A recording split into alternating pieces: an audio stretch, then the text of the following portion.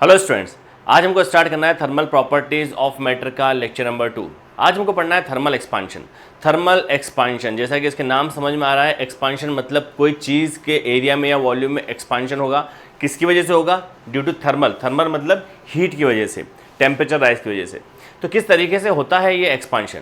तो हम क्या करते हैं, हम ये देखते हैं, हम ये ऑब्जर्व करते हैं कि अगर हम किसी सॉलिड को, ठीक है ना, उसको अगर हम हीट करते हैं तो हम देखते हैं कि उसका कुछ एरिया में या लेंथ में या वॉल्यूम में उसका एक्सपांशन होता है।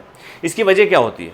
इसकी वजह क्या होती है एक्सपांशन होने की? देखिए, सबसे पहले हमको ये तो पता है कि कोई भी एटम या मॉलिक्यूल है, उनकी कुछ अपनी इंटर एटॉमिक पोजीशन होती है, मिनिमम पोटेंशियल एनर्जी होती है, वो वहाँ पर स्टेबल रहते हैं। जैसे ही हम उनको एनर्जी देते हैं, स्टेबल रहने का मतलब है कि उनके अंदर थोड़ा बहुत वाइब्रेशन तो होता ही है। जैसे ही आप उसके अंदर टेम्परेचर इंक्रीज करेंगे तो उनकी वाइब्रेशनल एनर्जी बढ़ जाएगी। वाइब्रेशनल एनर्जी बढ़ जाएगी तो क्या होगा? उनके बीच में रेट ऑफ कोलिजन बढ़ जाएगा। उनका जब वाइब्रेशन बढ़ा तो उनके बीच में टकराव बढ़ जाएगा। जब टकराव बढ़ जाएगा तो सेपरेशन क्रिएट हो जाएगा और वही हो जाएगा थर्मल एक्सपांशन। इसको हम समझ लेते हैं। इसको मैं लिख देता हूँ कि जब आपने क्या करा कि बॉडी का टेम्परेचर क्या करा, आपने बॉडी का टेम्परेचर आपने बढ़ा दिया। बॉडी का टेम्परेचर आपने बढ़ा दिया, बॉडी टेम्परेचर आपने राइज कर दिया, ठीक है। जब बॉडी का टेम्परेचर राइज कर दिया तो क्या होगा? तो वहाँ पर vibrational energy, vibrational kinetic energy increase हो जाएगी। क्या हो जाएगी? इंक्रीज हो जाएगी। ये दूसरा केस हो गया। बॉडी ऑफ टेम्परेचर, ठीक है ना, बढ़ा दिया तो उसकी जो एटम का जो काइनेटिक एनर्जी हो गई एटम्स की और मॉलिक्यूल्स की, वो बढ़ जाएगी। तो वहाँ पर क्या हो जाएगा? Vibrational kinetic energy. ये वाइब्रेशनल काइनेटिक एनर्जी से क्या हो जाएगा? रेट ऑफ कोलिजन इंक्रीज हो जाएगा। किसके बीच का? Between the molecules. Rate of collision क्या हो जाएगा? मॉलिक्यूल्स के बीच का बढ़ जाएगा। इसके बाद क्या होगा? इसके बाद में जैसे मान लीजिए कि यहाँ पर दो मॉलिक्यूल्स हैं, एक एटम से, दो एटम से, एक यहाँ पर और एक यहाँ पर है, ठीक है ना। ये यहाँ पर इनके बीच में इस तरीके से इनकी पोजीशन है। तो स्प्रिंग के फॉर्म में इसलिए है क्योंकि इनका हल्का फुल्का वाइब्रेशन तो होता रहेगा। हमेशा एटम्स को एकदम कांस्टेंट नहीं होते, हल्का फुल्का इनका वाइब्रेशन होता है। जैसे ही आपने इसको हीट देंगे, ठीक है ना, जैसे ही आपने इसको हीट देंगे तो यहाँ पर क्या होगा? इनका वाइब्रेशन बढ़ेगा। तो वाइब्रेशन पहले जो यहाँ से यहाँ तक था वो अब यहाँ से यहाँ तक हो जाएगा। यहाँ से यहाँ तक इनका वाइब्रेशन बढ़ जाएगा, ठीक है ना। तो जैसे ही आपने हीट दी तो इनके बीच का वाइब्रेशन बढ़ जाएगा। अच्छा, अब सिर्फ दो तो एटम मॉलिक्यूल है नहीं, यहाँ पर भी, यहाँ पर भी, हर जगह हैं। तो सब भी एटम्स का डिस्टेंस बढ़ेगा, वाइब्रेशन बढ़ेगा। तो ये सब आपस में क्या होंगे? टकराएंगे। ये सब आपस में क्या होंगे? टकराएंगे। जब टकराएंगे तो रेट ऑफ कोलिजन जब इनका बढ़ेगा तो वहाँ पर क्या हो जाएगा? इनका बीच में सेपरेशन बिटवीन, तो यहाँ पर क्या हो जाएगा? इंटर एटॉमिक डिस्टेंस जो है वो क्या हो जाएगा? इंक्रीज हो जाएगा। क्या हो जाएगा? इंटर एटॉमिक सेपरेशन क्या हो जाएगा? इंक्रीज हो जाएगा। और इंटर एटॉमिक सेपरेशन इंक्रीज होने के बाद में क्या हो जाएगा? थर्मल एक्सपांशन क्रिएट हो जाएगा। क्या हो जाएगा? थर्मल एक्सपांशन क्रिएट हो जाएगा। तो ये एक बेसिक सी बातें हैं। किस तरीके से एक्सपांशन काम करेगा हमको समझ में आ गया। भाई, जब भी हमारे पास जो एटम मॉलिक्यूल्स होंगे तो हम उसको ये देखेंगे अभी हम एक ग्राफ से भी बात करेंगे। एक ग्राफ से हम समझेंगे उसको किस तरीके से देखना है। तो जब हम एटम्स या मॉलिक्यूल्स को जितने हीट एनर्जी देंगे उस हिसाब से उसमें वाइब्रेशनल काइनेटिक एनर्जी आ जाएगी।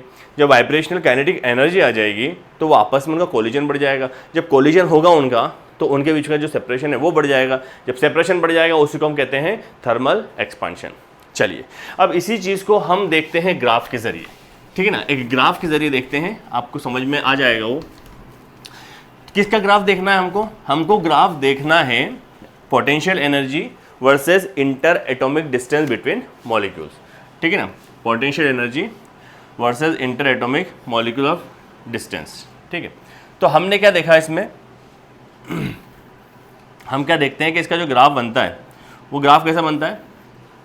वो ग्राफ कुछ इसका इस तरीके से बनता है, ठीक है।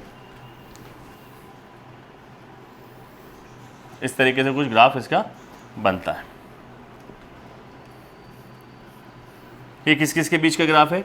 ये है आपके पास पोटेंशियल एनर्जी, ठीक है ना, पोटेंशियल एनर्जी, या एनर्जी लिख देता हूँ मैं, एनर्जी वर्सेस, ये हो जाएगा आपके पास में एनर्जी वर्सेस, ये किसका बीच का डिस्टेंस है? इंटर एटॉमिक डिस्टेंस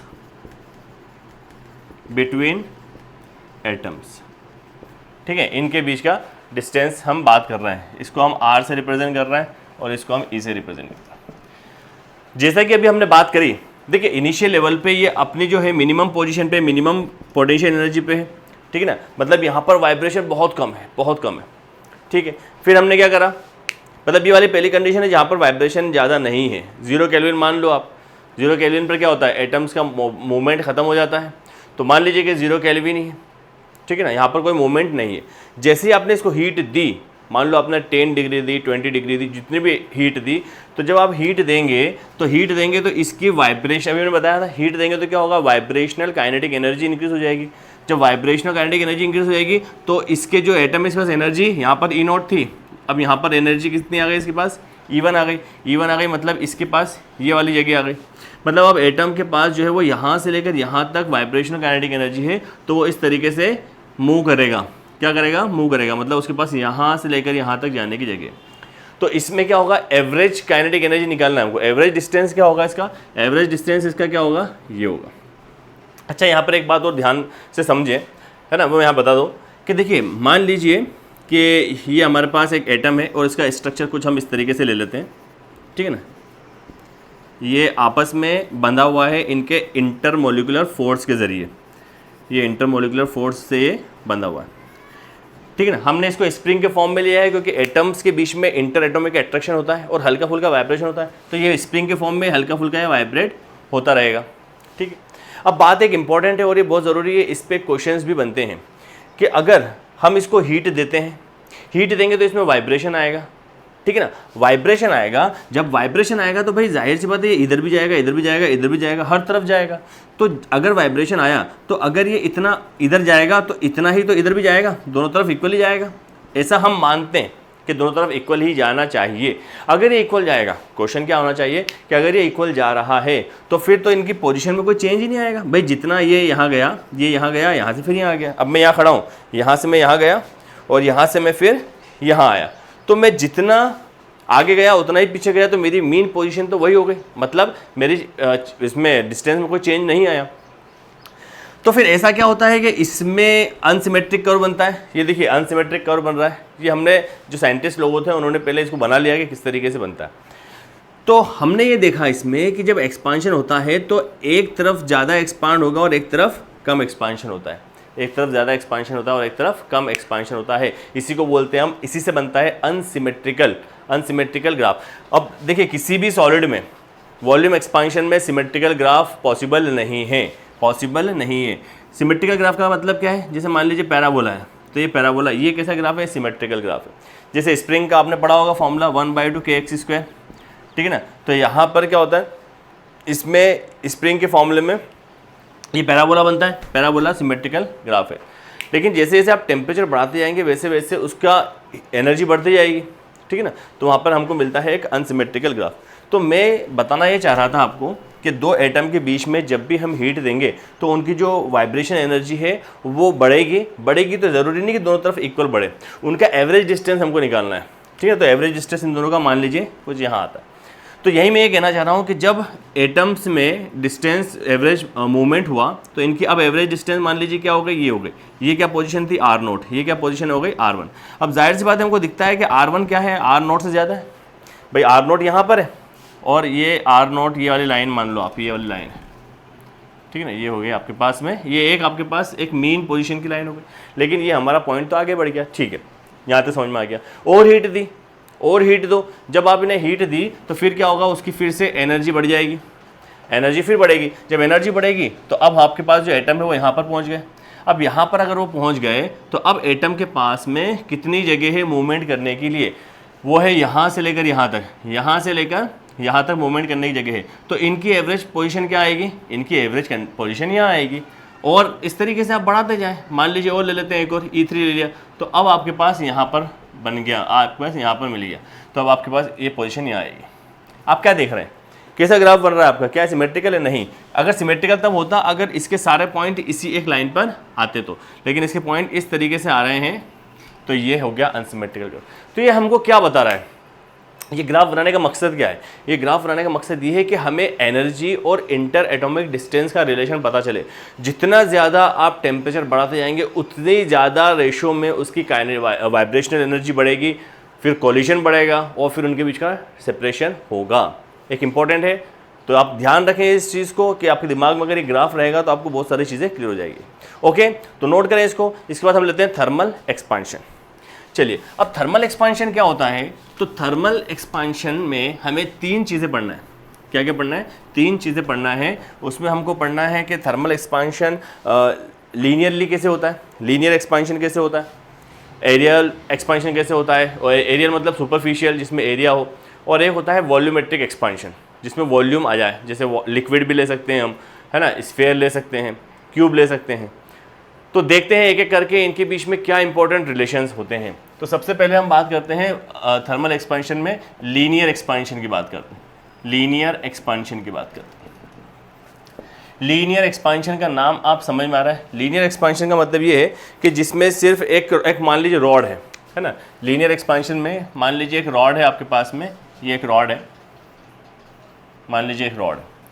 अब हमें इसमें देखना है लीनियर एक्सपांशन कितना हो रहा है। तो मान लीजिए कि इसकी ओरिजिनल लेंथ कितनी है, L, ठीक है ना। इसकी ओरिजिनल लेंथ कितनी है, L है। बात समझ में आई? इमेजिन करना इस चीज़ को। कोई रॉड अगर है, जब आप उसको हीट देंगे तो उसमें कोई एक्सपांशन होगा, उसमें कुछ एक्सपांशन होगा। जैसे अभी हमने देखा ग्राफ में कि अगर आपने हीट दिया तो उसके एटम्स के बीच का डिस्टेंस बढ़ेगा, तो क्या एक्सपांशन तो होगा। अब इसमें एक्सपांशन हुआ। चलिए, तो हमने क्या करा, पहले ये टेम्परेचर कितने पे था, T टेम्परेचर पे था, ठीक है। अब हमने क्या करा, अब हमने यही रॉड ली और अब हमने क्या करा, इसमें लेंथ ये L थी, इसमें हमने टेम्परेचर T को राइज कर दिया, टेम्परेचर को राइज कर दिया, टेम्परेचर राइज कर दिया। तो अभी टेम्परेचर कितना हो गया, पहले T था और अब कितना हो गया, चेंज इन टेम्परेचर कर दिया तो डेल्टा T हो गया। जब हमने देखा कि जब हमने टेम्परेचर बढ़ाया तो इसका जो एक्सपांशन है वो बढ़ गया, ये यहाँ से इतना बढ़ गया, पहले इतना था अब इससे इतना बढ़ गया, और वो चेंज कितना आ गया, डेल्टा L। कितना चेंज आ गया, डेल्टा L। बहुत छोटा चेंज है, डेल्टा L मतलब बहुत छोटा चेंज है। छोटा सा टेम्परेचर बढ़ाया तो डेल्टा L टेम्परेचर बढ़ गया, ठीक है। अब हमारा ऑब्जर्वेशन क्या रहा इसमें, जो साइंटिस्ट लोग थे उन लोगों का ऑब्जर्वेशन क्या रहा। उन लोगों ने कहा कि जो चेंज इन टेम्परेचर है वो किस पर डिपेंड कर रहा है, L पर, ओरिजिनल लेंथ पर। भाई जाहिर सी बात है, मान लीजिए कि आपके पास एक इतनी बड़ी रॉड है और मान लीजिए कि एक इससे ज़्यादा बड़ी रॉड है, जितनी बड़ी यहाँ पर बनाई हुई दिख रही है, इस बोर्ड से यहाँ तक की रॉड है। सेम टेम्परेचर पे दोनों को हीट करा तो भाई इसकी लेंथ के रेस्पेक्ट में ये इंक्रीज़ होगा और उसकी लेंथ के रेस्पेक्ट में वो इंक्रीज़ होगा। तो जाहिर सी बात है, बड़ी लेंथ तो ज़्यादा एक्सपेंशन होगा। मतलब चेंज इन लेंथ किस पर डिपेंड कर रहा है, change in original length. Change in length किस पर डिपेंड कर रहा है, चेंज इन ओरिजिनल लेंथ। तो डायरेक्टली प्रोपोर्शनल है, ये ज़्यादा होगी तो ये ज़्यादा होगा, ये कम होगा तो ये कम होगा, पहली बात। फिर एक और ऑब्जर्वेशन देखा, उन्होंने कहा कि यार जितना ज़्यादा टेम्परेचर आप बढ़ा रहे हैं, उतना ज़्यादा एक्सपांशन हो रहा है। भाई 10 डिग्री आपने बढ़ाया था तो कुछ एक्सपांशन हुआ था, आपने 50 डिग्री बढ़ा दिया और हो गया, 100 डिग्री बढ़ा दिया और ज़्यादा हो गया। मतलब चेंज इन लेंथ किस पर डिपेंड कर रहा है, चेंज इन टेम्परेचर पर। दूसरी बात हो गई, जब हमने फर्स्ट और सेकंड को कंबाइन करा तो हमको क्या मिलता है, delta L is directly proportional to L into delta T। तो यहाँ से डेल्टा L हम, अच्छा ये प्रोपोर्शनलिटी कांस्टेंट हो गया। अब इस प्रोपोर्शनलिटी साइन को हटाने के लिए हमें कांस्टेंट लगाना होता है, उसको हम बोलते हैं कि वो, इसको हमने नाम दे दिया, मान लो अल्फ़ा नाम दे दिया, अल्फ़ा ये हो गया L और ये हो गया डेल्टा T। ये मिल गया हमको फॉर्मूला, किसका फॉर्मूला मिल गया, ये चेंज इन लेंथ का। यहाँ पर अल्फ़ा क्या है, तो अल्फ़ा हम यहाँ पर बोलेंगे कोफिशिएंट ऑफ लीनियर एक्सपांशन, ठीक है ना, कोफिशिएंट ऑफ लीनियर एक्सपांशन। और जाहिर सी बात है, हर मटेरियल का कोफिशिएंट अलग अलग होता है, कॉपर का अलग होता है, स्टील का अलग होगा, आयरन का अलग होगा, ठीक है ना। तो आपको ये ध्यान रखना है कि अल्फ़ा क्या है, coefficient of linear expansion. L क्या है, ओरिजिनल लेंथ, ठीक है। और डेल्टा T क्या है, चेंज इन टेम्परेचर। टेम्परेचर में आपने कितना चेंज करा, ये है। क्या यहाँ तक बात समझ में आ गई? अच्छा, और क्या लिख सकते हैं इसको, क्या इस रिलेशन नंबर 3 को मैं ऐसा लिख सकता हूँ, alpha equals to delta L by L delta T लिख सकता हूँ। अल्फ़ा को क्या लिख सकता हूँ मैं, delta L by L delta T। अब चेंज इन टेम्परेचर है, तो चेंज इन टेम्परेचर का मतलब क्या है, मान लो मैं इसको लिख सकता हूँ क्या, L2 माइनस L1। अभी L2 माइनस L1 का मतलब क्या है, L2 माइनस L1 का मतलब ये है कि final length minus initial length. भाई ये L1 है, ठीक है ना, इसको मान लो L1, इसको भी मैं L1 बोल सकता हूँ, ये L1, और ये हो जाएगी फाइनल लेंथ यहाँ से यहाँ तक कि कितनी हो जाएगी L2। ऐसा भी तो बोल सकते हैं L1 और L2। तो अगर मैं इसको ऐसा लिखूँ कि L2 माइनस L1 तो चलेगा, चेंज कितना हुआ, चेंज कितना हुआ, ये हुआ ना, तो फाइनल माइनस इनिशियल, तो L2 माइनस L1 बोल सकता हूँ, और यहाँ पर ओरिजिनल लेंथ L, और यहाँ पर कितना हो जाएगा, change in temperature delta T। तो यहाँ ऐसा लिखने का मकसद क्या है, देखिए क्वेश्चन में हमसे पूछा जाएगा कि इनिशियल लेवल पर आपके पास कितनी लेंथ थी, और फाइनल जब एक्सपांशन हो चुका तो आपके पास कितनी लेंथ आ गई। तो ये L2 आपको क्या देगा, ये उतनी लेंथ देगा जितनी आपको रिक्वायर्ड है। तो यहाँ से हम इसको निकाल सकते हैं, तो ये हो जाएगा alpha into L into delta T equals to L2 minus L1। तो यहाँ से L2 मुझे क्या मिल जाएगा, ये हो जाएगा L1 इधर आ जाएगा L1 plus alpha L delta T. अब देखिए ये L क्या है, ये L क्या है, ये ओरिजिनल लेंथ है, तो मैं इसको भी तो 1 लिख सकता हूँ। बात समझना, मैं कहीं L लिख रहा हूँ, कहीं L1 लिख रहा हूँ, उसमें कंफ्यूज नहीं होना है। ये तो ओरिजिनल लेंथ L है, ये change in temperature, change in length है, तो चेंज इन लेंथ मतलब L2 minus L1। L original length है, तो यहाँ पर हमने ओरिजिनल लेंथ को L1 ही तो माना है, ये L1 है ना, तो L1 ही तो माना है, तो ये हो गया L1, ठीक है। अगर ये ओरिजिनल लेंथ है तो ये इधर जाके कितनी हो जाएगी, L1, ये कितना हो जाएगा, L2 माइनस L1। अब ये भी L1। अब देखिए यहाँ पर आप ये क्या मिल जाएगा आपको, L2, यहाँ से आपने L1 कॉमन ले लिया, कितना बचा, 1 प्लस अल्फ़ा डेल्टा टी। ये एक बहुत इंपॉर्टेंट फॉर्मूला है, आगे आपको बहुत सारे क्वेश्चंस में काम आएगा। तो इसका मतलब क्या है कि change in temperature, change in temperature आपका फॉर्मूला क्या है, original length 1 plus coefficient of linear expansion और चेंज इन टेम्परेचर। अच्छा ये हो गया, ये अल्फ़ा हो गया, यहाँ तक समझ में आ गया होगा मुझे लगता है। अच्छा यूनिट ऑफ अल्फ़ा बता दो जरा, यूनिट ऑफ अल्फ़ा मतलब unit of coefficient of linear expansion. देखिए ये भी लेंथ है और ये भी लेंथ है, तो लेंथ और लेंथ की यूनिट तो कैंसिल हो जाएगी। ये टेम्परेचर अपॉन में है, तो इसकी यूनिट क्या हो जाएगी, पर डिग्री सेल्सियस, ठीक है ना, और पर केल्विन, ऐसा पर डिग्री सेल्सियस या पर केल्विन, सेल्सियस केल्विन का मेजरमेंट सेम ही होता है, ठीक है। तो ये है आपके पास में कोफिशिएंट ऑफ लीनियर एक्सपांशन या लीनियर एक्सपांशन। बात समझ में आ गई, उम्मीद है समझ में आ गया होगा। इसको नोट करें, इसके बाद हम लेते हैं एरियल एक्सपांशन। चलिए रब कर दूं इसको मैं, चल अब हम लेते हैं एरियल एक्सपांशन। एरियल एक्सपांशन में हमको क्या लेना है, एरियल एक्सपांशन भी बेटा इसी तरीके से होगा, है ना। उसमें इसमें हमने सिर्फ लीनियर की बात करी थी, उसमें हमको एरिया की बात करना है। तो मान लीजिए कि हमारे पास एक एरिया है, ठीक है ना, ये मान लो एक कुछ एरिया है, सर्कल के फॉर्म में भी ले सकते हो, है ना, सर्कल के फॉर्म में भी आप ले सकते हो। मान लो कि AB है और ये कुछ C और ये D है, कुछ भी है, मतलब एक रेक्टेंगल है, एरिया, सर्कल भी हम ले सकते हैं। अब हमने इसको हीट दी, ठीक है ना, हमने इसको हीट दी, टेम्परेचर राइज करा इसका।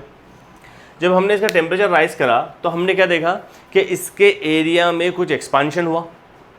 एक्सपांशन होने की वजह, जब हमने हीट दी तो उसके एटम्स का वाइब्रेशनल काइनेटिक एनर्जी बढ़ी। जब वाइब्रेशनल काइनेटिक एनर्जी बढ़ी तो रेट ऑफ कोलिजन बढ़ा, रेट ऑफ कोलिजन बढ़ा तो इंटर एटॉमिक सेपरेशन बढ़ा और वहीं से कोलिजन हो गया। तो हमने इसको हीट दी, ठीक है ना, ये ओरिजिनल टेम्परेचर है, ठीक है ना, ये ओरिजिनल टेम्परेचर, इसका मान लो एरिया A है, लेंथ A है और ये ब्रेड्थ B है, ठीक है ना। इसका कुछ एरिया होगा और यहाँ पर कुछ टेम्परेचर T है, ये A से एरिया, T से टेम्परेचर। अब हमने इसको हीट दी तो इसके एरिया में कुछ चेंज आ गया। क्या चेंज आ गया, वो चेंज ऐसा कुछ आ गया, ये एरिया इतना बड़ा हो गया, ये एरिया इतना बड़ा हो गया, ठीक है ना। ये एरिया पहले इतना था, तो जैसे हमने इसको टेम्परेचर बढ़ाया, टेम्परेचर कितना हो गया, T प्लस डेल्टा टी। पहले कितना था, T था, अब T प्लस डेल्टा टी, तो एरिया कितना हो गया, ये चेंज कितना हो गया, डेल्टा A। तो टोटल एरिया कितना हो गया, A प्लस डेल्टा है। टोटल एरिया कितना हो गया, A प्लस डेल्टा है। बात समझ में आ रही है, टोटल एरिया कितना हो गया, टोटल एरिया हो गया आपके पास में A प्लस डेल्टा A, और टेम्परेचर राइज करने पर कितना हो गया, T प्लस डेल्टा T। चलिए ये बात समझ में आ गई। यहाँ पर भी हमने ऑब्जर्वेशन देखा कि भाई जब हम किसी एरिया को हीट देते हैं, एनर्जी देते हैं, तो उसका भी एक्सपांशन होता है। अब एक्सपांशन होता है तो वहाँ पर हमने क्या क्या देखा कि जो एरिया में चेंज है वो डायरेक्टली डिपेंड किस पे कर रहा है, एरिया पे। जो एरिया का एक्सपांशन है भाई इतना बड़ा, तो इतना बड़ा वो इस एरिया के रेस्पेक्ट में, अगर बहुत बड़ा आप एरिया ले लें, मान लो इस बोर्ड के बराबर आपने एरिया ले लिया सॉलिड का और उसको आपने हीट करा तो उसका एक्सपांशन होगा, सॉलिड अगर रहेगा तो, ठीक है ना। तो a delta a directly proportional to a हो गया। और हमने क्या देखा कि जो चेंज इन टेम्परेचर है वो डिपेंड कर रहा है टेम्परेचर पे, जैसे लीनियर में देखा था। तो इसका मतलब क्या हो गया कि चेंज इन एरिया ए पर भी डिपेंड कर रहा है और डेल्टा टी पर भी डिपेंड कर रहा है। तो क्या हम इसको ऐसा लिखते हैं, delta A is directly proportional to A into delta T.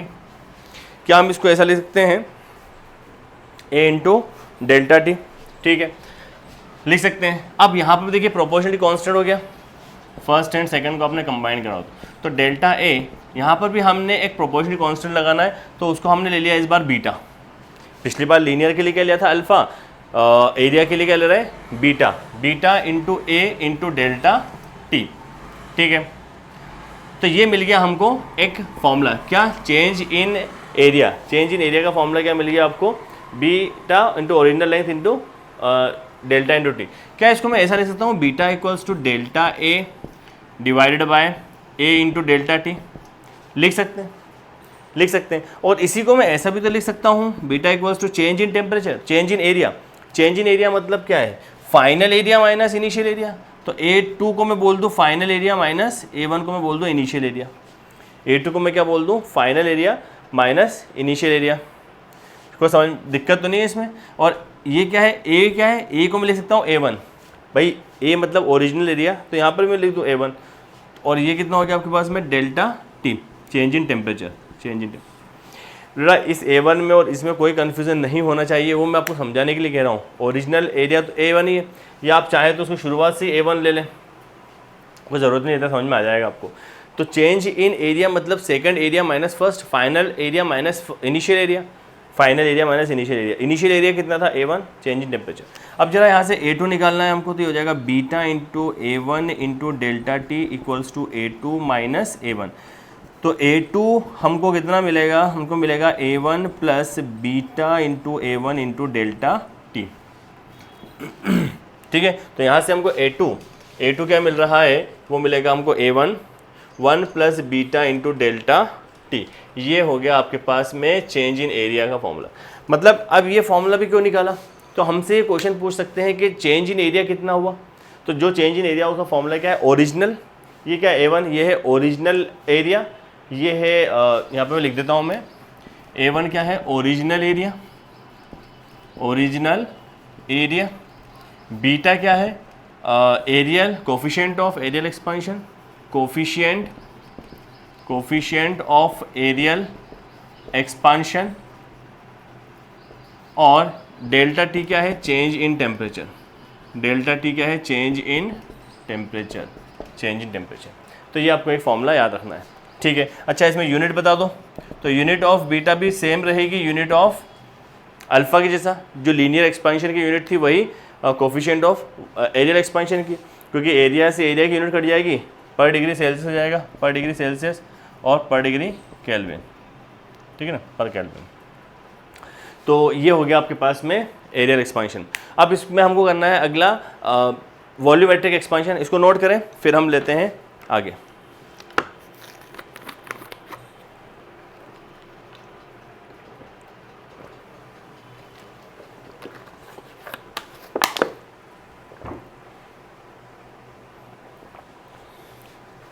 चलिए इसको मैं रब कर दूं। वॉल्यूम का भी बिल्कुल इसी तरीके से हो जाएगा, ठीक है ना, वॉल्यूम का भी आपको फॉर्मूला इसी तरीके से मिल जाएगा। तो वॉल्यूम के लिए आप कोई भी एक बॉडी ले लें, मान लो आप एक स्फीयर ले लें या आप एक क्यूब ले लें, जो भी आपको लेना है आप ले सकते हैं। बॉडी जो है वो होना चाहिए आपके पास क्यूबिक की, कौन सी होना चाहिए, क्यूब वाली होना चाहिए, ठीक है। तो हम यहाँ पर लिखते हैं वॉल्यूमेट्रिक एक्सपांशन, वॉल्यूमेट्रिक एक्सपांशन। अब वॉल्यूमेट्रिक एक्सपांशन, मान लीजिए कि आपके पास एक वॉल्यूमेट्रिक मटेरियल है, मान लीजिए हमने क्यूब ले लिया, ठीक है ना, ये आपके पास बन गया क्यूब। ये इनिशियल लेवल पे था, यहाँ पर इसकी लेंथ जो है वो कितनी है, L मान लो इसकी लेंथ है, और इसका जो टेम्परेचर है वो फिलहाल कितना है, T है, टेम्परेचर T है और लेंथ L है, ठीक है। क्या देखते हैं हम यहाँ पर, हम ये देखते हैं यहाँ पर जब इसको हीट करा मतलब टेम्परेचर जब इसका राइज करा, टी बढ़ाया कहाँ से कहाँ तक बढ़ाया, तो टी बढ़ा के हमने कर दिया टी प्लस डेल्टा टी, कुछ इंक्रीज करा, तो इसका जो वॉल्यूम है उसमें कुछ इंक्रीज आया, इसके वॉल्यूम में कुछ इंक्रीज आया। कितना इंक्रीज आया? इसके वॉल्यूम में कुछ इंक्रीज आया, वो इंक्रीज हो गया मान लो इतना, ये इतना, ऐसा कुछ इसमें वॉल्यूम में इंक्रीज आया। ओरिजिनल वॉल्यूम तो ये था, ये ओरिजिनल वॉल्यूम है, ये मान लीजिए वी वॉल्यूम है, और ये जो बढ़ के आया ये हो गया आपके पास में डेल्टा वी वॉल्यूम। तो यहाँ पे मैं लिख देता हूँ ओरिजिनल वॉल्यूम V1 मान लो इसको, या चलो V मान लो, और change in volume, original volume ये हो गया, और फाइनल वॉल्यूम मान लेता हूँ मैं, फाइनल वॉल्यूम क्या हो जाएगा, या चेंज इन वॉल्यूम लिख देता हूँ मैं, चेंज इन वॉल्यूम। तो चेंज इन वॉल्यूम कितना आ जाएगा, वो आ जाएगा डेल्टा V। ठीक है, बात समझ में आई? ओरिजिनल वॉल्यूम को V लिखता हूँ मैं, बाद में चेंज करूँगा उसको, ये हो जाएगा V और ये होगा डेल्टा V। ठीक है, फिर इसको हीट दिया, एक्सपांशन हुआ, जो साइंटिस्ट थे उन्होंने ऑब्जर्वेशन करा, उन्होंने इसमें भी यही देखा कि जो वॉल्यूम में चेंज है वो डायरेक्टली डिपेंड कर रहा है उसके वॉल्यूम पे, जितना बड़ा वॉल्यूम होगा उतना ज़्यादा चेंज होगा, और वॉल्यूम जो है वो चेंज कर रहा है, डिपेंड कर रहा है उसके चेंज इन टेम्परेचर पे, चेंज इन हीट पे। तो इन दोनों को जब हमने ऐड करा फर्स्ट और सेकंड को, तो यहाँ से भी हमको क्या मिलेगा, delta V is directly proportional V into alpha into delta T, और इसमें प्रोपोर्शनलिटी कांस्टेंट लगाना, तो यहाँ पर हमने लगा दिया गामा। ठीक है ना, gamma into V into alpha into delta T, ये एक फॉर्मूला हमको मिलता है चेंज इन वॉल्यूम का। ठीक है, यहाँ से भी मैं इसको ऐसा लिख सकता हूँ, gamma equals to delta V upon में V into alpha into delta T. अब देखिए इसमें ये अल्फ़ा क्यों आया, अल्फ़ा थोड़ा ना आएगा यहाँ पर कितना जाएगा, V इंटू डेल्टा टी। ठीक है, ये हो गया यहाँ पर। अब यहाँ पर फिर ध्यान से समझिएगा, इस कोफिशिएंट को मैं क्या लिख सकता हूँ, डेल्टा वी का मतलब क्या है, चेंज इन वॉल्यूम, कितना चेंज हुआ, इतना चेंज हुआ, कितना चेंज हुआ, इतना चेंज हुआ। तो इसको आप कैसे लिखेंगे, total minus original, final minus initial. तो मैं इसको लिखूंगा final volume minus initial volume, final volume minus initial volume, और ये क्या है, ये इनिशियल वॉल्यूम है, इनिशियल वॉल्यूम, और ये क्या है, चेंज इन टेम्परेचर, ये क्या हो जाएगा, चेंज इन टेम्परेचर। तो कोफिशिएंट ऑफ वॉल्यूमेट्रिक एक्सपेंशन कितना हो जाएगा, फाइनल वॉल्यूम। अब फाइनल वॉल्यूम को मान लो आप V2 मान रहे हैं, कोई दिक्कत नहीं, V2 मान लो, और इनिशियल को V था तो V1 मान लो, ये हम इसलिए ताकि हमको V2 से फॉर्मूला मिल जाए आसानी से। ये क्या हो जाएगा, V1 हो जाएगा, और ये कितना हो जाएगा, डेल्टा टी, क्या हो जाएगा, ये डेल्टा टी। एक बार फिर इसके अंदर मल्टीप्लाई कर दो आप, तो ये आपको मिलेगा volumetric coefficient of volumetric expansion into V1 into delta T equals to V2 minus V1। तो V2 आपको कितना मिल जाएगा, इसको इधर लेकर आ जाएंगे तो V1 plus volumetric coefficient into V1 into delta T, common ले लेते हैं। तो यहाँ पर V1 जब कॉमन लेंगे तो बचेगा 1 plus volumetric coefficient into delta T. ठीक है, तो ये मिल गया हमको एक इम्पॉर्टेंट फॉर्मूला। ये फॉर्मूला किसका है, ये है चेंज का फॉर्मूला। अगर वॉल्यूम में कितना चेंज है तो हम बता देंगे कि V2 इतना चेंज है। V1 क्या है, ओरिजिनल वॉल्यूम, ये क्या है, गामा को हम क्या बोलेंगे, कोफिशिएंट ऑफ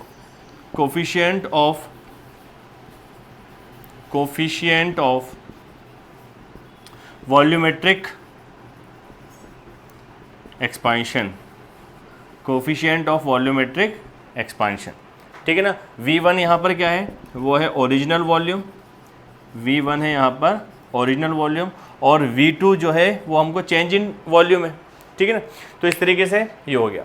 तो नोट करें इसको, इसमें भी यूनिट क्या है, यूनिट तो वही बताई थी मैंने आपको, ये वॉल्यूम की यूनिट तो कैंसिल हो जाएगी, पर डिग्री सेल्सियस इसकी यूनिट हो जाएगी।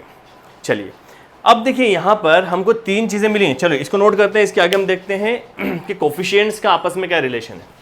चलिए देखते हैं इसको भी हम, कोफिशिएंट्स का आपस में क्या रिलेशन है।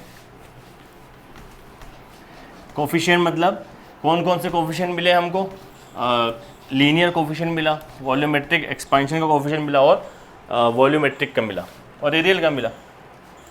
चलिए तो अब हम देखते हैं relation between alpha beta and gamma. ये अल्फा बीटा गामा क्या है? अल्फा क्या है? Coefficient of linear expansion, beta क्या है? कोफिशिएंट ऑफ एरियल एक्सपांशन, और गामा क्या है? Coefficient of volumetric expansion. इन तीनों के बीच में भी कुछ रिलेशन होता है। तो रिलेशन पहले बता देता हूँ मैं आपको। रिलेशन होता है अल्फा बराबर 1, बीटा बराबर 2 और गामा बराबर 3। ये याद रखने का बढ़िया तरीका है। अब जिन दोनों के बीच का भी आपको रिलेशन निकालना है, अगर हमको इसमें दे रखा है क्वेश्चन तो हम ये निकाल लेंगे, इसमें दे रखा है तो ये निकाल लेंगे, इन दोनों में दे रखा है मतलब वो कन्वर्जन हो जाएगा।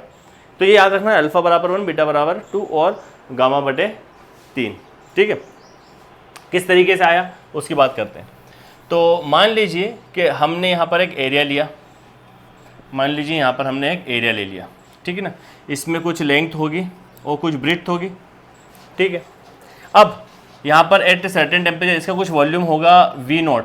V0 क्या है? वॉल्यूम ऑफ ओरिजिनल वॉल्यूम बोल देते हैं हम इसको। और यहाँ पर कुछ टेम्परेचर इसका T होगा, T कोई एक सर्टेन टेम्परेचर होगा, उस पर उसका कुछ वॉल्यूम होगा।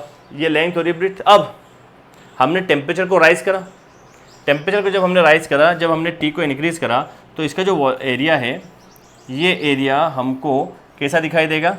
ये एरिया हमको इस तरीके से कुछ दिखाई देगा, बढ़ जाएगा थोड़ा सा, एरिया में उसका एक्सपांशन हो जाएगा। जब यहाँ पर ये लेंथ A थी तो ये जो चेंज आया लेंथ में, ये कितना आ गया? डेल्टा है। और ये जो लेंथ में ये B थी, यहाँ पर चेंज कितना हो गया? Delta B। तो अगर मैं टोटल एरिया की बात करूँ तो अब टोटल एरिया कितना हो गया? A प्लस डेल्टा ए बोलूँगा ना भाई। यहाँ पर एरिया कितना था? सॉरी, ये वॉल्यूम के लिए आपको एरिया लेना है हमको। ये क्या है? A0 ले लेते हैं। तो यहाँ पर मैं ले लूँगा original area plus delta A। ये एरिया कितना हो गया टोटल? ओरिजिनल एरिया और प्लस डेल्टा है, ठीक है। चलिए आगे बात करते हैं। अब हम क्या जानते हैं कि A0 प्लस डेल्टा A, ये एरिया कितना हो जाएगा? तो इसमें हम क्या लिखते हैं? Formula length into breadth. Formula क्या होता है? Length into breadth. तो लेंथ अब हमारे पास क्या है? A प्लस डेल्टा A, ये पूरी लेंथ है।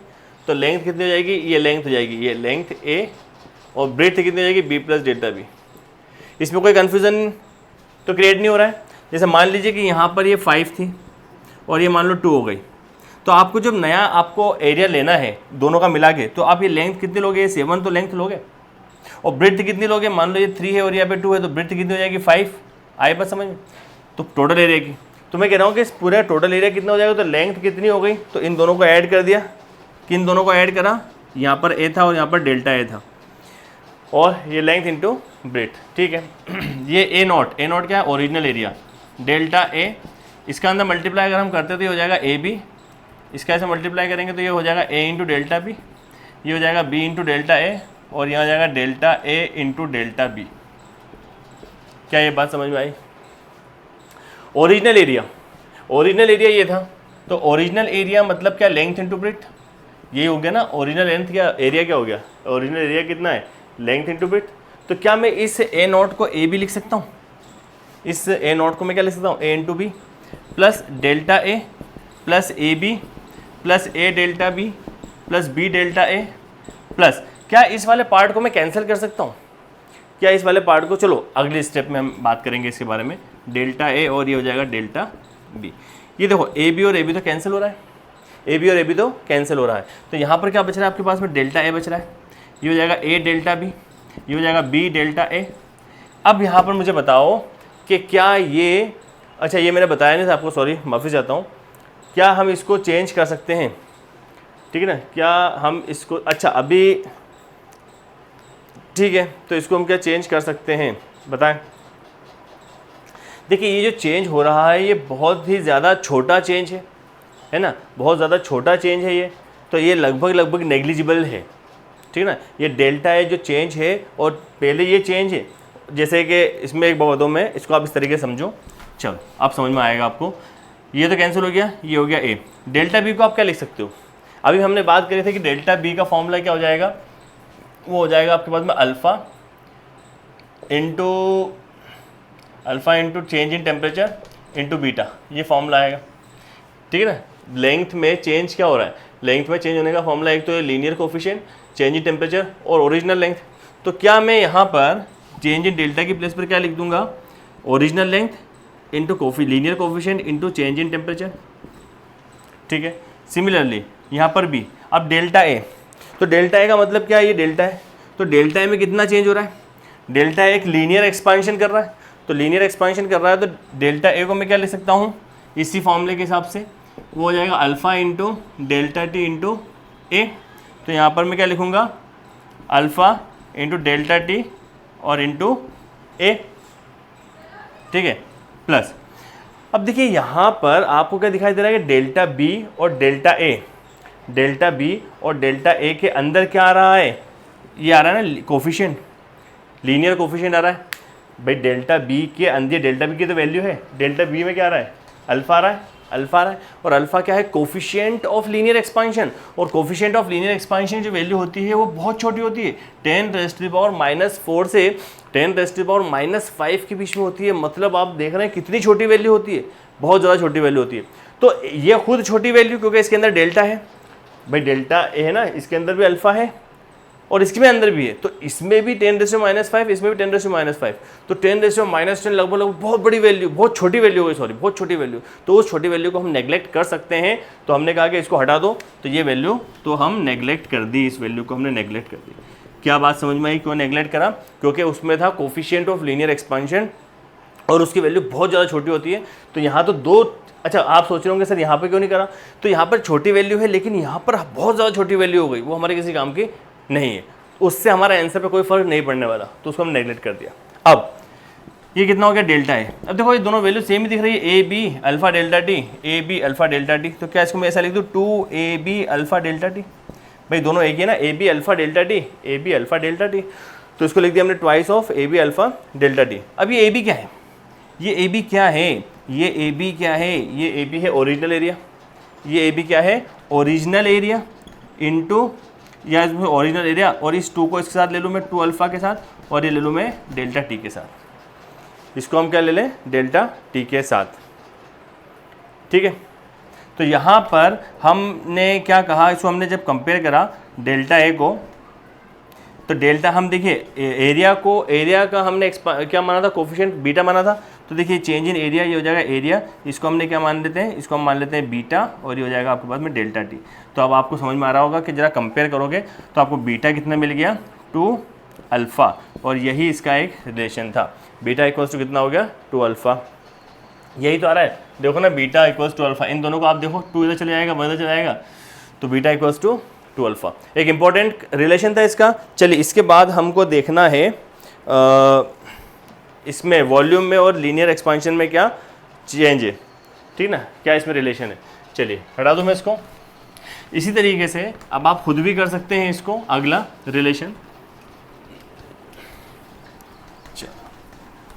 तो अब हमको लेना है इसमें अल्फ़ा और गामा का रिलेशन, अल्फ़ा और गामा का रिलेशन। तो इसके लिए हम क्या करते हैं, क्यूबिकल बॉडी लेते हैं। मान लीजिए हमने ये क्यूब ले लिया, ये क्यूब ले लिया, ठीक है ना, ये क्यूब ले लिया, तो इसमें कुछ लेंथ है, लेंथ क्यूब में हर जगह सेम ही रहेगी, लेंथ तो क्यूब में क्या है हर जगह सेम होने वाली है, ठीक है। फिर इसका कुछ वॉल्यूम बढ़ेगा, जब आपने टेम्परेचर देंगे तो इसका कुछ वॉल्यूम बढ़ेगा। इनिशियल लेवल पर इसका कुछ वॉल्यूम था, जब आपने टेम्परेचर हीट दी तो उसका वॉल्यूम बढ़ेगा। चलिए तो इनिशियल लेवल पे वॉल्यूम हम मान लेते हैं वी नॉट लेंथ का क्यूब, ये फॉर्मूला होता है, क्या फॉर्मूला होता है, लेंथ का क्यूब वॉल्यूम। अब जब आपने टेम्परेचर को राइज करा, जब आपने टेम्परेचर बढ़ाया तो इसका वॉल्यूम भी क्या हो जाएगा, बढ़ेगा। जब टेम्परेचर राइज करा तो वॉल्यूम में क्या हो जाएगा, वॉल्यूम में एक्सपांशन हो जाएगा, वॉल्यूम में क्या हो जाएगा, एक्सपांशन हो जाएगा। तो after rise in temperature T then what we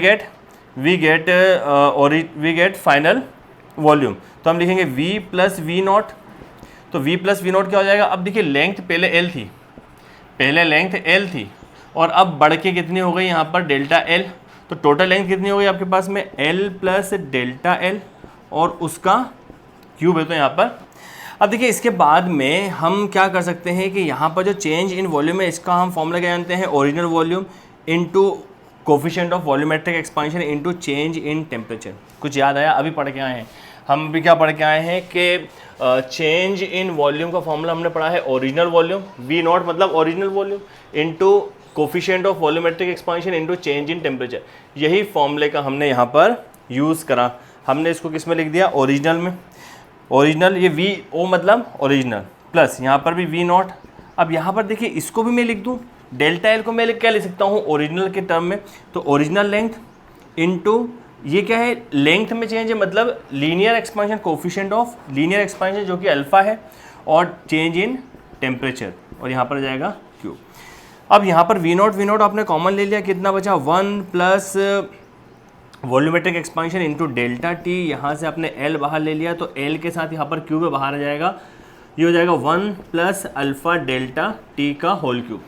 ठीक है, अब यहाँ पर देखिए वी नॉट की वैल्यू हम जानते हैं, वी नॉट की वैल्यू क्या है एल क्यूब, वी नॉट की वैल्यू क्या है एल क्यूब। तो क्या मैं यहाँ पर सब्स्टिट्यूट कर सकता हूँ, तो ये हो जाएगा L cube 1 plus volumetric coefficient into delta T equals to L cube 1 plus alpha delta T raise to the power 3।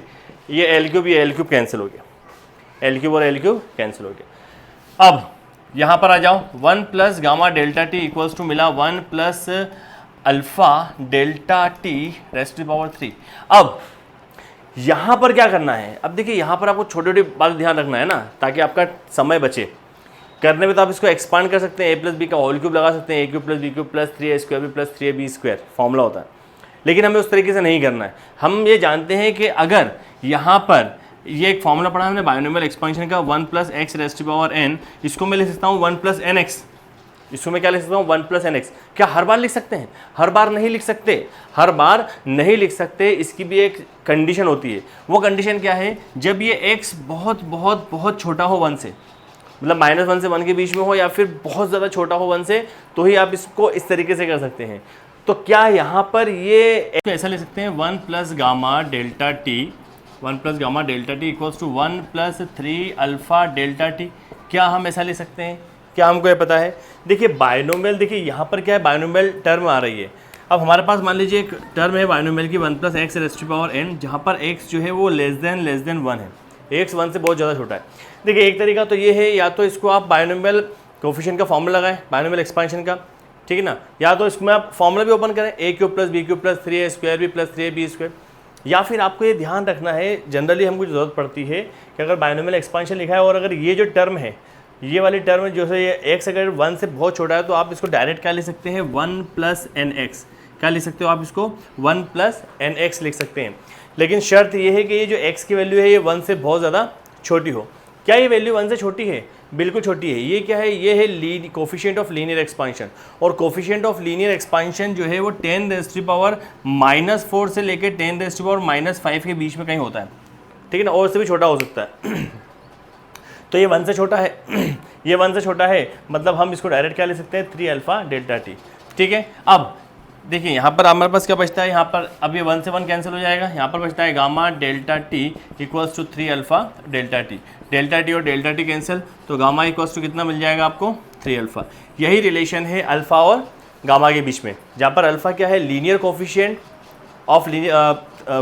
Of linear expansion, और गामा क्या है यहाँ पर कोफिशिएंट ऑफ वॉल्यूमेट्रिक एक्सपांशन। तो ये हो गया आपके पास गामा इक्वल्स टू 3 अल्फा का रिलेशन।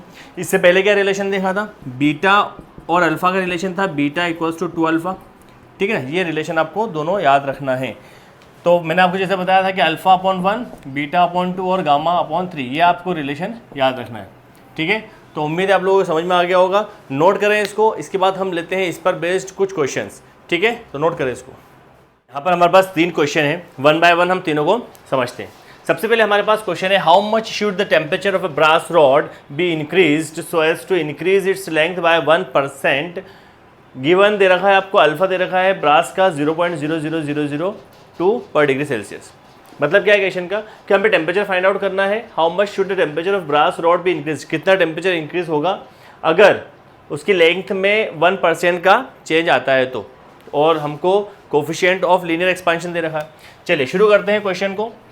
देखिए जो जो गिवन दे रखा है पहले हम वो लिख लेते हैं। हमें क्या दे रखा है, हमें 1% में लेंथ का चेंज दे रखा है, तो change in length per unit length, मतलब लेंथ के रेस्पेक्ट में चेंज दे रखी है ना भाई, लेंथ चेंज किसके रेस्पेक्ट में होगी, परसेंटेज दे रखा है, इसलिए हम इसको क्या लिखेंगे 1/100।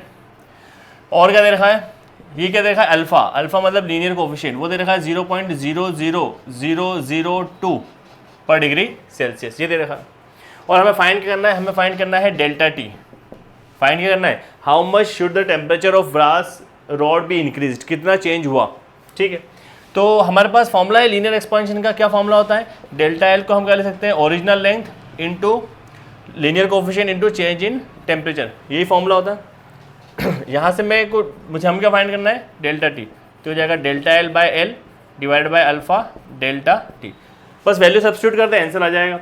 डेल्टा एल बाय एल, देखो डेल्टा एल बाय एल कितना दे रखा है, ये डेल्टा एल बाय एल दे रखा है 1/100 इंटू अल्फा, अल्फा कितना दे रखा है 0.00002 और इक्वल्स टू डेल्टा टी। ठीक है, तो ये हो गया। ये इसकी अगर जीरो अगर आप ऊपर पहुंचा देंगे तो ऊपर कितना जाएगा, ये 1 लगा के 1 2 3 4 5 1 2 3 4 5, नीचे कितना है, यहाँ पर 100 है और यहाँ पर कितना बचेगा 2, ये 2 0 से 2 0 कैंसिल, इस 2 से ये कैंसिल, तो 1000 का डिवाइड करेंगे तो कितना जाएगा 500। टेम्परेचर है डिग्री सेल्सियस, इतना टेम्परेचर चेंज होगा, इतना टेम्परेचर चेंज होगा। ठीक है, तो नोट करें इसको, फिर लेते हैं हम सेकंड क्वेश्चन। सेकंड क्वेश्चन में क्या बोला है आपसे कि railway lines are laid with gaps to allow for expansion, मतलब रेलवे लाइंस इस तरीके से बिछी हुई कि उसमें एक्सपांशन की गुंजाइश है, उनमें एक्सपांशन हो सकता है। If the gap between steel rail कितनी लंबी है, 60 मीटर लंबी रेल है, उसकी लेंथ कितनी है स्टील रेल की 60 मीटर है, और उसमें जो चेंज हो रहा है ना, if the gap between steel rail 60 metre long be 3.60 centimetre at 10 degree Celsius, 10 degree Celsius पर उसमें कितना गैप हुआ है 3.60 सेंटीमीटर का। तो कह रहे हैं कि at what temperature will be the lines just touch, तो लाइंस बिल्कुल टच हो जाएं तो उसके लिए कितना टेम्परेचर होना चाहिए। बात समझ में आई, मतलब 10 डिग्री टेम्परेचर में उनके पीछे गैप कितना बचा है 3.60, इतना गैप हो गया है। If the gap between steel rail 60 metre long be 3.60 centimetre at 10 degree Celsius, तो कह रहे हैं कि कितना टेम्परेचर बढ़ाएं कि वो बिल्कुल टच हो जाए। ठीक है ना, और इसमें हमको क्या दे रखा है, कोफिशिएंट ऑफ लीनियर एक्सपेंशन दे रखा है। तो जो जो हमारे पास गिवन है पहले हम वो चीज़ों को लिख लेते हैं। पहले हमारे पास कितने डिस्टेंस कितनी है स्टील रेल की 60 मीटर, मतलब लेंथ कितनी है, ओरिजिनल लेंथ वो है 60 मीटर। चेंज कितना हो रहा है ना, ये 3.60 सेंटीमीटर क्या है चेंज हो रहा है, तो चेंज इन लेंथ ये क्या है 3.60 सेंटीमीटर। तो यहाँ पर यूनिट मीटर में है, इसको सेंटीमीटर में, तो मीटर में कन्वर्ट करेंगे तो क्या लिखेंगे इसको 3.6 इंटू 10⁻⁻² मीटर, है ना। 3.6 यहाँ पर कितना होता है 100 से डिवाइड करना होता है 10⁻² मीटर। अब इनिशियल टेम्परेचर मतलब शुरुआत में टेम्परेचर कितना था, θ1 मान लो कितना था 10 डिग्री सेल्सियस। हमें फाइंड क्या करना है, फाइनल टेम्परेचर जब वो बिल्कुल टच हो जाएगा। ठीक है, और अल्फ़ा दे रखा है हमको, हमें दे रखा है कितना अल्फ़ा, ये हो जाएगा 11 इंटू 10⁻⁻⁶। तो कोई दिक्कत नहीं है, हमें जो फॉर्मूला पता है लीनियर एक्सपेंशन का वो फॉर्मूला हम लगाएंगे। फॉर्मूला क्या होता है, delta L equals to original length into alpha into change in temperature, ये होता है चेंज इन टेम्परेचर। अब हमें पूछा क्या गया है, हमें पूछा गया है चेंज इन टेम्परेचर मतलब थीटा में डिफरेंस, तो इसको मैं ऐसा भी तो ले सकता हूँ final temperature minus initial temperature, इसको मैं ऐसे भी तो ले सकता हूँ final temperature minus initial temperature. भाई चेंज इन टेम्परेचर क्या हो गया, चेंज इन टेम्परेचर क्या हो गया फाइनल माइनस इनिशियल, तो ऐसा भी लिख सकते हैं। अब इन सारी वैल्यू को इधर ले लो, तो delta L by L into alpha, इस θ1 को इधर लेकर आ जाओ। चलो इसको मैं अगले स्टेप में कर दूंगा θ1 टू माइनस θ1। अब चलो वैल्यू पुट करो पहले, डेल्टा एल मतलब कितना है आपको 3.6 दे रखा है इंटू 10⁻⁻² दे रखा है, डिवाइडेड बाय एल मतलब ओरिजिनल लेंथ दे रखी है 60, और अल्फ़ा कितना दे रखा है, वो दे रखा है आपको अल्फ़ा 11 इंटू 10⁻⁻�6। ठीक है, और इधर कितना दे रखा है आपको, ये हो जाएगा कौन सा θ2 माइनस θ1, θ1 कितना दे रखा है 10। ठीक है, अब देखिए यहाँ से हमने एक जीरो को हटाया, वो यहाँ पर आ गया, एक जीरो को हटाया वो यहाँ पर आ गया, तो कितना हो गया 36। इसको आपने डिवाइड करा तो एक 6 के टेबल से करा तो 6 या 36, और यहाँ पर कितना हो जाएगा ये 100 टाइम्स। ठीक है ना, तो यहाँ पर कितना मिला आपको, ये हो जाएगा 6 इंटू 10⁻⁻², ये 100, ये 11, तो ये हो जाएगा 11 इंटू ये 10⁻² और 10⁻⁻6, कितना हो जाएगा 10⁻⁻4। भाई ये 10⁻² है ना, और ये 6, तो इन दोनों को आप ऐड करोगे, चलो मैं लिख देता हूँ यहाँ पे, ये हो जाएगा 10⁻² into 10⁻⁻6 equals to θ2 minus 10, θ2 minus 10 हो गया, ठीक है। अब ये कितना हो जाएगा, 6 इंटू 10⁻⁻²। ये तो जल्दी जल्दी हो जाएंगे, कोई ख़ास बात नहीं है इसमें, आप करेंगे तो θ2 - 10। इसको डिवाइड कर दो जरा, इसको डिवाइड करने में कितना आ रहा है, इसको डिवाइड करने पे आ रहा है 11 से डिवाइड करोगे 6 को तो 0.05 टाइम्स लोगे तो 55, यहाँ पर बचेगा 5 पॉइंट लगेगा, तो यहाँ पर कितना हो जाएगा आपके पास में 50, फिर 4 आ जाएगा, तो ये कितना हो जाएगा 44, फिर कितना बचेगा यहाँ से 6 पॉइंट लगेगा, 60 मतलब ये आ जाएगा आपके पास में 0.545। कितना आ रहा है ये 0.545 इंटू 10⁻, ये घूम के ऊपर चले जाएगा 10⁻⁻², और ये ऊपर जाएगा तो हो जाएगा +4 इक्वल्स टू यहाँ आ जाएगा θ2 - 10, ठीक है। तो इसका ये हो जाएगा अपने पास 0.545 इंटू 10⁻+2 -2 +4 10⁻², और ये 10 को इधर लेकर आ जाओ +10 इक्वल्स टू θ2। समझ में आ रहा है, जल्दी तो नहीं हो रहा है। अरे भाई इसको डिवाइड करा आपने तो ये आया, डिवाइड करने पे ये आया, ठीक है। इसके बाद में 10⁻², ये 4 ऊपर जाएगा, तो हम जानते हैं कि अगर बेस सेम होता है तो पावर ऐड होती है, तो ये -2 ये ऊपर जाएगा तो ये कितना हो जाएगा -2 + 4, और ये जो θ2 - 10 है, इस 10 को भी तो इधर लाना होगा, तो ये कितना हो जाएगा, इसको जब आप करेंगे तो हो जाएगा 54.5। भाई यहाँ पर 10 की पावर 2 है ना, 100 से इसका मल्टीप्लाई करोगे तो 2 डेसिमल इधर आ जाएगा, 54.5 + 10 इक्वल्स टू θ2। जब इसको ऐड करोगे तो कितना हो जाएगा 64.5 टेम्परेचर है तो डिग्री सेल्सियस। इतने टेम्परेचर पर वो जो रेल लाइन से वो आपस में टच हो जाएंगी, ठीक है। नोट करें इसको, फिर हम लेते हैं next question.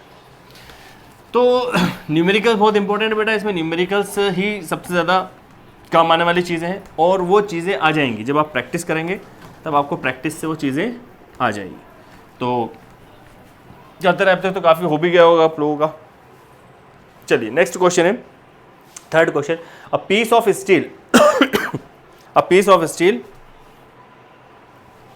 A piece of steel has a length 30 centimetre. एक स्टील का पीस है जिसकी लेंथ 30 सेंटीमीटर है 15 डिग्री सेल्सियस पे। एट 90 डिग्री सेंटीग्रेड या 90 डिग्री सेल्सियस उसकी जो लेंथ है वो बढ़ के कितनी हो गई 0.027 सेंटीमीटर, उतनी हो गई।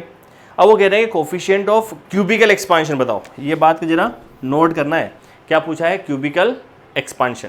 चलिए तो शुरू करते हैं। स्टील की बात कर रहे हैं और लेंथ दे रखी है, और चेंज भी किस में हो रहा है, लेंथ में चेंज हो रहा है, मतलब लीनियर एक्सपांशन हो रहा है। क्या क्या गिवन है वो लिख लो पहले। Piece of steel has a length 30 centimetre, तो ओरिजिनल लेंथ कितनी दे रखी है 30 सेंटीमीटर। ओरिजिनल लेंथ कितनी दे रखी है 30 सेंटीमीटर। कितने डिग्री टेम्परेचर पे, T1 15 डिग्री सेल्सियस पे। कितने पे दे रखा है 15 डिग्री सेल्सियस। फिर वो कह रहे हैं कि जब 90 डिग्री सेल्सियस हो जाएगा, मतलब सेकंड टेम्परेचर दे दिया कितना 90 डिग्री सेल्सियस दे दिया, तो उसकी जो लेंथ में चेंज आएगा वो आएगा 0.27, तो डेल्टा एल वो आ जाएगा 0.027 सेंटीमीटर। ये भी सेंटीमीटर में, ये भी सेंटीमीटर में, तो कोई दिक्कत ही नहीं है, ठीक है। ये अब हमको निकालना है change in temperature. Change in temperature हम जानते हैं क्या होता है, final minus initial.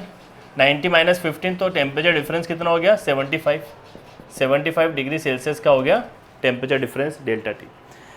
Linear coefficient हमें क्यूबिकल निकालना है, तो उसके लिए अभी हमको लगाना फॉर्मूला किसका होगा, लीनियर का ही लगाना है, क्योंकि लेंथ में चेंज बता रहा है। तो हम जानते हैं फॉर्मूला क्या होता है, delta L into alpha into delta T. तो डेल्टा एल कितना दे रखा है आपको 0.027 इक्वल्स टू ओरिजिनल लेंथ कितनी दे रखी है, ओरिजिनल लेंथ रखी है 30 इंटू अल्फा कितना दे रखा है, अल्फा तो फाइंड ही करना है, और change in temperature delta T, change in temperature कितना है 75, कितना दे रखा है 75। अल्फा निकालना है तो निकाल लो, ये हो जाएगा 0.027 divided by 30 into 75 equals to alpha, ठीक है। अब देखो ये डेसिमल हटा रहा हूँ मैं, ये डेसिमल हटा रहा हूँ, तो नीचे कितना जाएगा 1 2 3 इतने ज़ीरो बन जाएंगे। बात समझ में है ना भाई, यहाँ पर डेसिमल था, इसको हटा दो, इसको जैसे हटाया तो यहाँ से ये हट के 1 1 2 3 3 0, तो यहाँ पर 2 0 इसको हटा दो।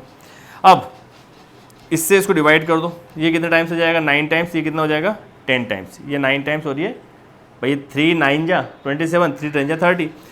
अब क्या बचा 9/75 इंटू 10⁻, ये 3 और ये 1 कितना हो गया 4, ये 3 और ये 1 कितना हो गया 4 हो गया, इक्वल्स टू अल्फ़ा। इसको डिवाइड करो या कैंसिल भी कर दो, तो ये कितना हो जाएगा उसके बाद में 3/25 इंटू 10⁻4 इक्वल्स टू अल्फ़ा।